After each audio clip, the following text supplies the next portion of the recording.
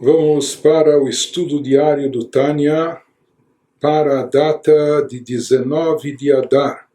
Estamos na segunda metade do capítulo 35, quando o Alter Rebbe está nos explicando a importância da ação prática, e que na ação prática, no cumprimento das mitzvot, na feitura das boas ações, aí se manifesta a Shekhinah, a presença divina, uma vez que aqui não há tanto a interferência da mentalidade da pessoa, do seu intelecto que concebeu as ideias, ou dos seus sentimentos que o motivaram, mas sim a ação prática de cumprir a vontade de Deus. E aí está presente a vontade de Deus, a luz divina, da sua forma mais genuína, e ela só paira onde não há interferências de outras entidades ou outras identidades atuantes, não é? Da individualidade do sujeito e assim por diante. E essa individualidade está mais presente na mente, nos sentimentos, mas no campo da ação o que está evidenciado é a vontade de Deus. E aí paira, nisso repousa a Shekhinah. Então aqui a ênfase está sendo em relação às boas ações, ao cumprimento das mitzvot na prática. A partir de agora o Alter Rebbe vai perguntar, ele vai confrontar isso. Por que o Zohar enfatiza que essa manifestação divina, quando repousa a Shekhinah, o combustível para manter essa luz divina sobre nós, são as boas ações? Por que o Zohar enfatiza tanto aqui o poder e o alcance espiritual das ações? Aparentemente, através do estudo da Torá, nós também atraímos divindade sobre nós. Nós também desencadeamos um efeito espiritual, porque a Torá também representa a sabedoria divina e a vontade de Deus. Quando estudamos a Torá, estamos imersos, estudando com o nosso intelecto a vontade e sabedoria divina. Portanto, aqui nós não estamos nos concentrando no que eu quero, no que eu desejo. Estamos estudando o que Deus quer, o que Deus deseja, a vontade de Deus.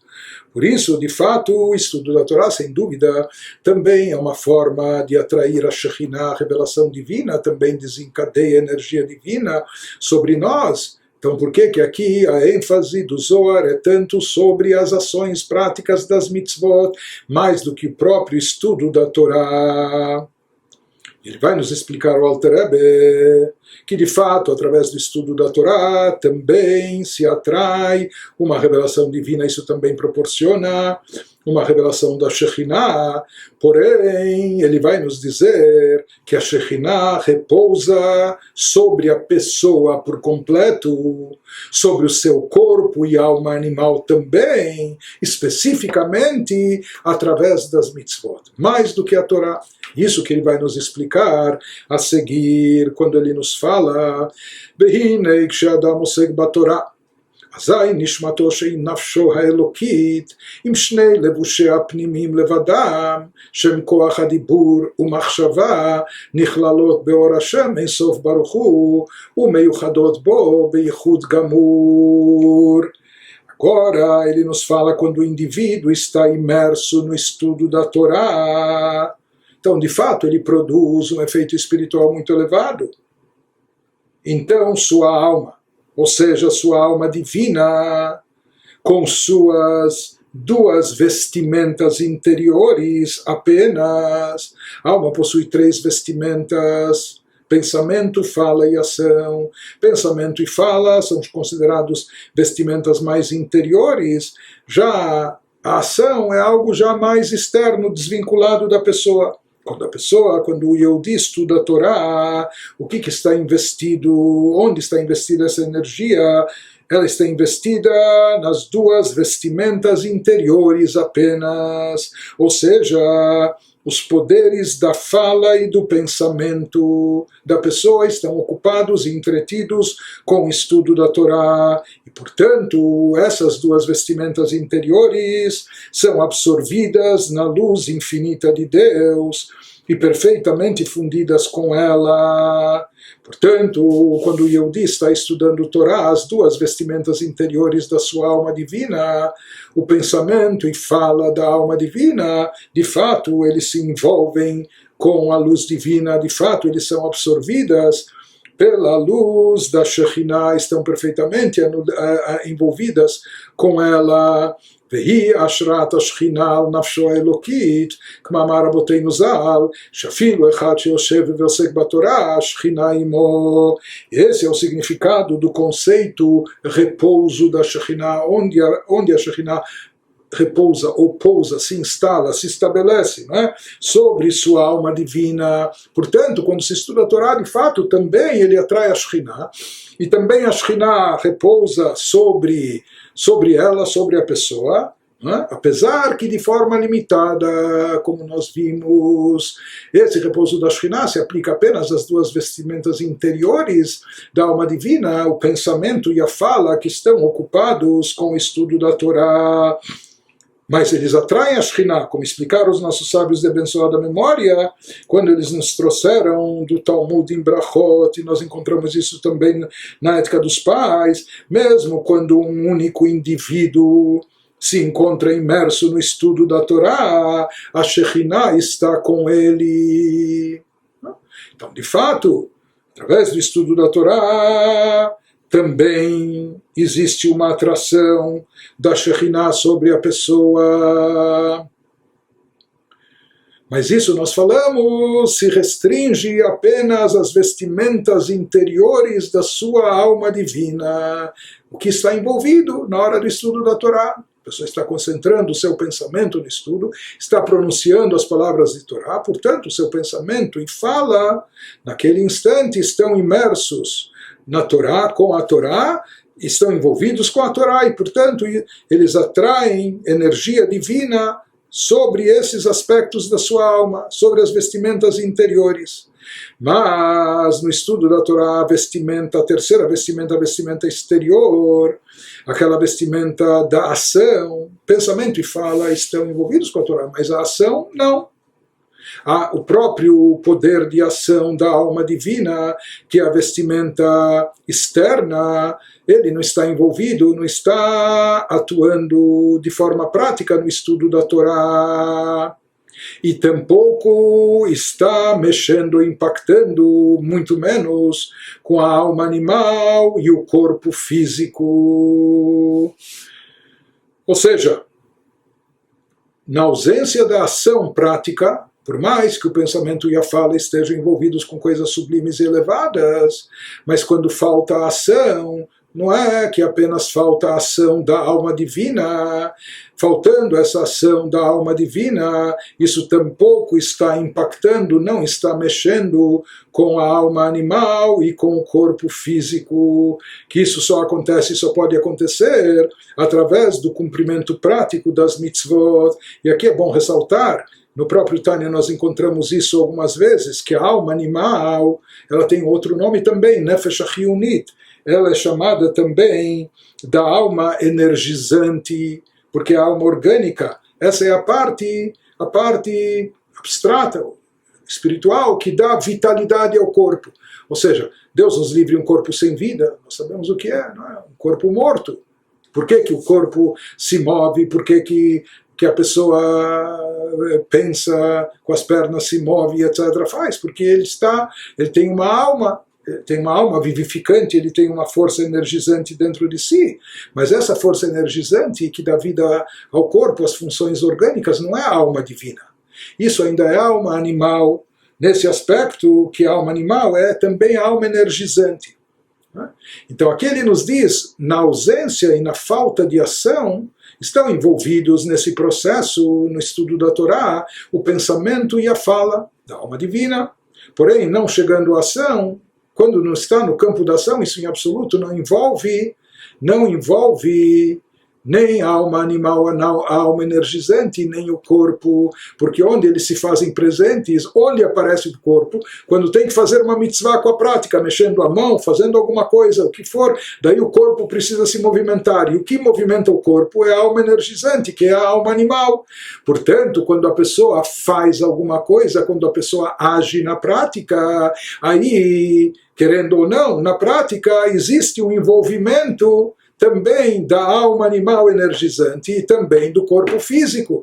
Portanto, a pessoa produz aqui um resultado que impacta não somente as faculdades elevadas de pensamento de fala da alma divina, mas chega até o plano físico, corpóreo, material também. Isso que vai nos dizendo o Alter Rebbe, Ach kedei leamshich or vehearat השכינה גם על גופו ונפשו הבהמית שהיא החיונית המלובשת בגופו ממש, porém, a fim de atrair a luz e o brilho da Shekhinah, da presença divina, não só na alma divina espiritual, mas também para o seu corpo e sua alma animal, porque se fosse para energizar a alma divina apenas, ela nem precisava ter descido para esse mundo, no plano espiritual celestial onde ela se encontrava, ela tinha muito mais acesso à espiritualidade e divindade. Nós descemos aqui esse mundo para refinar e elevar também a alma animal e o corpo. Isso só pode ser obtido através das mitzvot, o brilho da Shekhinah, a fim de atrair a luz e o brilho da Shekhinah. Também para o seu corpo e sua alma animal, a qual é a alma energizante, que de fato é essa alma energizante, a alma animal que interage com o nosso corpo. Para fazer isso, a pessoa precisa cumprir mitzvot práticas.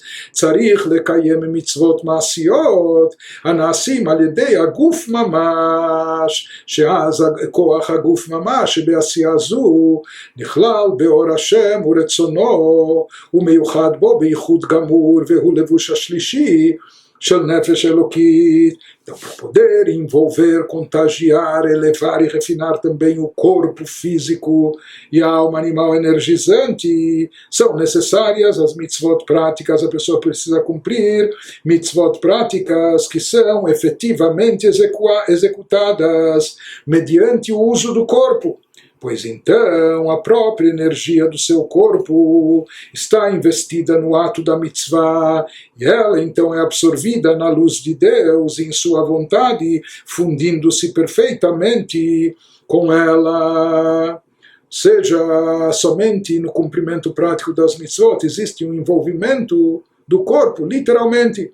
Por exemplo, quando um Yehudi coloca tefilin, naquele momento, o que está acontecendo?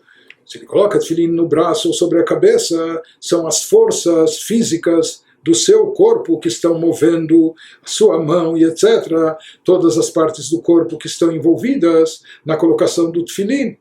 Portanto, essa força também está participando, essa força, energia física corpórea sua, se torna parte da mitzvah de colocação do tefilim, e com isso, junto com o cumprimento da vontade divina através do preceito do tefilim, a pessoa está elevando a sua própria energia física, as forças do seu próprio corpo, que essas forças são geradas, como dissemos, pela alma orgânica animal, que é a alma energizante do corpo.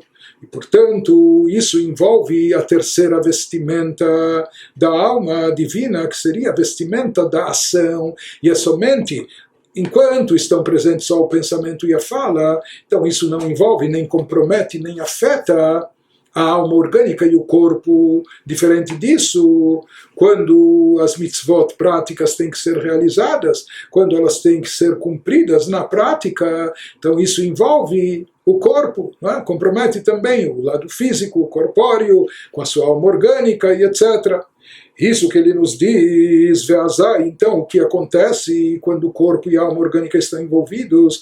Gam koach nefesh achiyunit shebegufo mamash, shemiklipat noga nitapech mira letov. ונכלל ממש בקדושה כנפש אלוקית ממש, מאחר שהוא הפועל ועושה מעשה המצווה, שבלעדו לא הייתה נפש אלוקית פועלת בגוף כלל. Ele nos diz o poder da alma que motiva o cumprimento das mitzvot práticas. Isso se constitui na terceira vestimenta da alma divina, como nós falamos, a vestimenta da ação. Por isso, no momento que a pessoa observa, cumpre um mandamento prático, com isso ela está atraindo a Shekhinah para essa vestimenta da ação também. E daí o que acontece, por tabela, isso acaba impactando e contagiando também os aspectos corpóreos e da alma animal, quando a vestimenta da ação da alma divina faz com que se realize uma mitzvah prática.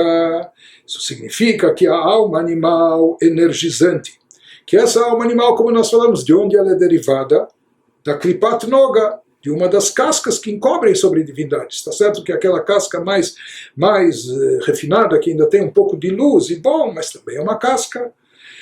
Mas é ela que na prática que interage diretamente com o corpo. Então no momento da execução da mitzvah, quando a mitzvah, a boa ação está sendo cumprida, então mesmo a alma animal, que em geral ela pertence ao domínio da clipá, ela é temporariamente transformada e levada do mal para o bem. Como nós falamos, o tzadik, ele consegue transformar por completo a sua alma animal, consegue bani-la, eliminá-la, consegue até convertê-la e transformá-la para o campo da Kedushá, da santidade. Já o Benoni, nós falamos que ele pode passar a vida toda fazendo bem, praticando bem, pensando bem, falando bem, mas ele não consegue eliminar e transformar a sua alma animal, que continua forte e firme lá com as suas inclinações. Mas na hora do cumprimento das mitzvot, que naquela hora, para fazer a mitzvah prática, a pessoa precisa movimentar o seu corpo, colocar a mão no bolso para dar tzedakah, colocar o talit sobre os seus ombros, ou botar o tefilin, o que for. Com isso, ele está movimentando o seu corpo para ele, movimentar o seu corpo para cumprir a mitzvah prática. Isso só é possível pela alma energizante, que é a alma animal de Klipat Noga, que está dando vida ao seu corpo. Naquele momento e naquele instante, ela é temporariamente transformada e levada do mal para o bem, sendo de fato até a alma animal absorvida na santidade, como a própria alma divina, que esse efeito só se obtém, apenas e tão somente só se consegue através do cumprimento prático das mitzvot e não através do estudo da Torá, que envolve só o pensamento e a fala. Por isso ele nos diz, Ve'azai, com isso, Shebilado lo haita nefesh elokit poelet baguf klal, כי היא רוחנית והגוף גשמי וחומרי, והממוצע ביניהם הוא נפש החיונית, הבהמית, המלובשת בדם האדם, שבליבו וכל הגוף. Então ele nos explica como funciona operacionalmente a atuação das almas, ou como dentro de nós. Ele nos diz, nós somos de fato portadores de uma alma divina, mas essa alma divina, ela é puramente espiritual. E se o nosso corpo se move, se os nossos olhos enxergam, se as nossas pernas se locomovem, isso não é pela alma divina. A alma divina é uma presença espiritual dentro de nós que nada tem a ver com o lado corpóreo, o lado orgânico, o lado funcional do corpo. Ela é uma essência totalmente espiritual.